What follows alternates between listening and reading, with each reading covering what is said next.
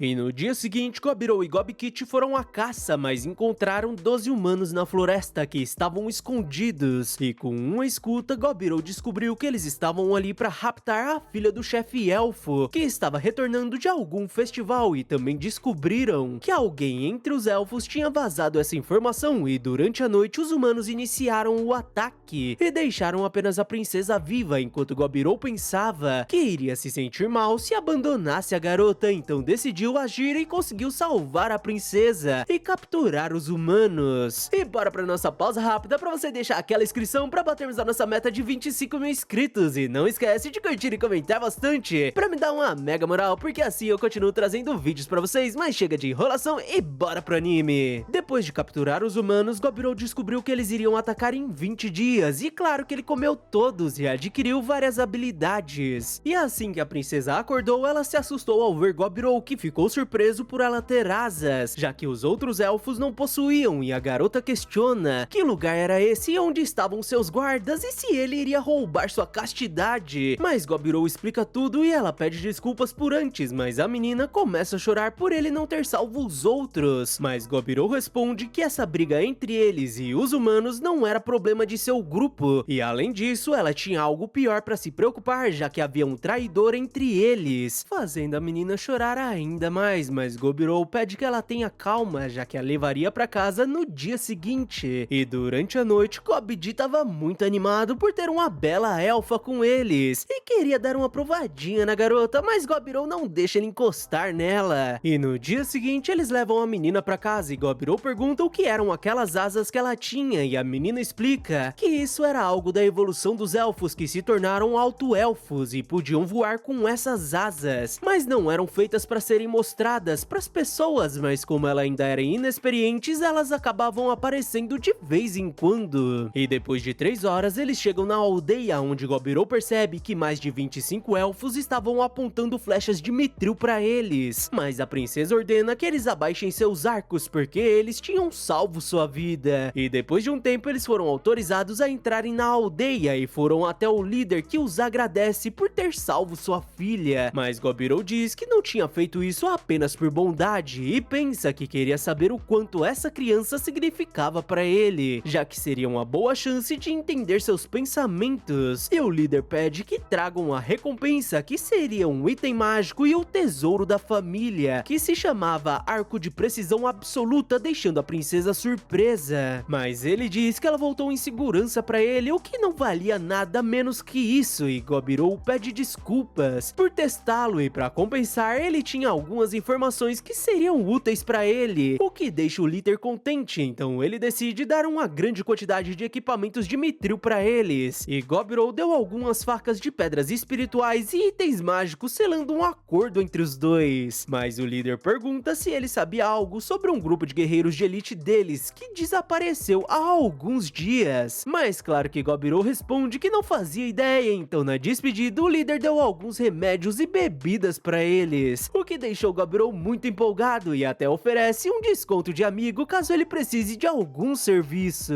E naquela noite Gobirou se deliciou com o vinho, mas ao acordar ele percebeu que Gobmi evoluiu para uma variante de Dafir, que recebeu a bênção do deus do gelo, que deu a ela a capacidade de criar e manipular grandes quantidades de gelo. E agora ela possuía uma habilidade de olhos malignos que seduziam os inimigos para lutarem entre si, e Gobirou achava sua aparência um pouco familiar, mas também tiveram outras evoluções, e 8 goblins se tornaram Hobgoblins, enquanto Gobui evoluiu para uma meia lorde da terra, que possuía uma habilidade de manipular o solo e podia detectar joias, e Hobsato se tornou uma meia lorde sangrenta, e era capaz de controlar e transformar o sangue em armas. Mas Gobirou tem se perguntado o que seriam essas formas que todos possuíam, apesar de serem diferentes e pareciam com suas tatuagens, e que todos diziam que elas davam algum poder, mas ele esperava descobrir com o tempo. Mas Gobdi estava tão empolgado com essas evoluções que ele decidiu dar novos nomes para todos. E agora Hobsei seria Feitiçei, Gobmi, Dami, Hobsato, Sanguessato, Gobui, Terrai, Gobkit, Ogrokit, Gobdi, Hobdi e por fim Gobirou, que seria Ogrou, que não ligava para isso. Mas ele estava se preparando porque assim que a guerra entre humanos e elfos se iniciar, eles iriam iriam pedir sua ajuda, então distribuiu alguns comunicadores para os kobolds e convenceu as elfas de uma maneira peculiar a se juntar a eles. Já sabe, né? A estocada tripla rolou a noite toda. E agora o contingente de treinamento teve um grande aumento e Gobirou criou alguns esqueletos para que eles pudessem praticar. E ele descobriu que se controlasse a quantidade de mana, ele poderia criar outros tipos de mortos-vivos. E eram ótimos oponentes para praticar e ganhar experiência, apesar de serem purificados em segundos na luz do dia. E agora ele estava focando no treinamento dos kobolds, já que a aldeia possuía mais de 100 membros. E depois de pegar os pertences na antiga caverna deles, eles a destruíram, para que nenhum esqueleto apareça novamente. E Ogrou estava surpreso pelos kobolds se moverem tão bem na floresta, e graças a isso conseguiram capturar vários lobos para se tornarem familiares de Ogrou. E naquela noite a ferreira terminou de restaurar o machado dele, que tinha sido danificado pela batalha com o urso vermelho. E agora estava incrível graças às diversas pedras espirituais que a garota tinha usado, já que ela tinha se tornado uma ferreira elemental por conta da experiência adquirida com as pedras espirituais. Mas no dia seguinte, Ogrokit foi até Ogrou pedir conselhos amorosos, já que ele sempre teve uma queda por Terrai. Mas isso não deixa Ogrou surpreso, afinal ele não era muito sutil e Ogrokit pede sua ajuda desesperadamente, fazendo Ogrou admitir que até sentia uma sensação quentinha em seu coração e aconselha que ele conte tudo que sente pra ela essa noite, já que tudo iria dar certo. Então naquela noite, Ogrokit disse que queria ser feliz junto com a garota, que se emociona e admite que sentiu o mesmo. E no dia seguinte, Ogrokit estava extremamente empolgado e cheio de energia, fazendo Ogrou perceber que a declaração de amor correu muito bem e, na verdade, Terrai tinha conversado com Dami sobre isso no dia anterior, então os dois prepararam o cenário para eles. Mas Ogrou esperava que Ogrokit não fique muito animado e deixe Terrai esgotada. Certeza que ele tava falando sobre a estocada única do amigo, né? Mas enfim, Ogrou fica mais tranquilo porque percebe que a menina também estava empolgada e Ogrokit estava tão empolgado que Ogrou deixou os esqueletos ajudando ele a descarregar essa energia. E após o treino, o quarteto de sempre saiu pra caça e encontraram diversos insetos que nunca viram antes. E Ogrou adquiriu diversas habilidades além de materiais resistentes, mas o que mais chamou sua atenção seria a habilidade Exoesqueleto, que ao ativar criou uma armadura parecida com as de super-heróis, que era incrivelmente resistente e se regenerava além de dispersar os impactos. Mas Ogrou achava que ela chamava muita atenção e ao desativar, ele volta sem roupas, já que suas roupas normais foram usadas para criar o exoesqueleto, o que era uma pena porque ele gostava daquela roupa de pele de urso vermelho. Mas a habilidade Conchas de Exoesqueleto é ativada e registra a armadura dignidade do urso vermelho, rei das bestas, e avisa que ele poderia cadastrar mais 4 formas adicionais, deixando Ogrou animado porque assim ele consegue registrar outras formas de combate, como aéreo e marítimo, e além disso, com a habilidade Criação de Elitro, agora ele podia criar asas de inseto e podia voar, apesar de ser difícil de controlar. E no dia seguinte amanhece chovendo, então Ogrou decidiu ficar na caverna e foi até a menina ruiva de cabelo curto, que tem progredido bastante e agora até parecia um Doberman furioso em vez de um filhotinho fofo. E depois ele foi até a ferreira, que ultimamente tem visitado os elfos com frequência e discutido novas ideias de armas, e graças a isso conseguiu desenvolver uma besta de repetição. E sobre as irmãs cozinheiras, elas também conseguiram uma nova ocupação e se tornaram chefes de cozinha, e Ogrou ajudou elas a criarem pratos de seu antigo mundo. E depois ele foi até a alquimista para falar sobre a fabricação de itens mágicos, e ela mostrou um item feito com osso de esqueleto, e esse prego tinha a capacidade de congelar localmente o alvo. E como era a primeira coisa que ela produziu desde que conseguiu a habilidade Criador de Itens, ele devia pensar nele como se fosse ela e cuidar direitinho dele. Uma indireta forte pro estocada, né? Mas voltando, Ogrou fica envergonhado com a brincadeira dela enquanto ela o abraçava, e claro que as garotas pegam eles juntos, e lá vamos nós pra uma noite de estocada tripla. Mas no dia seguinte os elfos foram até eles a pedido do chefe, e ao entrarem na caverna eles passaram por seus antigos companheiros, mas os comunicadores tinham um efeito de disfarce e os deixou com uma aparência de elfos negros, e o elfo começa a falar que os humanos estavam avançando na floresta e possuíam grande força, então eles seriam incapazes de expulsá-los. E por isso veio garantir sua ajuda e Ogrou pergunta o que tinha acontecido com a força de elite deles, mas o elfo responde que o líder pediu para considerá-los sem vida e continua falando que o chefe queria que o inimigo fosse completamente derrotado. Então não importava qual seria o seu preço, mas o pacto seria considerado nulo caso eles desistam. E Ogrou aceita humildemente o trabalho e agora teriam liberdade para agir e dar um item pro elfo para que ele entregue ao chefe, porque assim ele poderia se comunicar com eles. E depois de se despedirem, Ogrou coloca seus mini-clones para explorarem a floresta, já que a informação era uma arma crucial.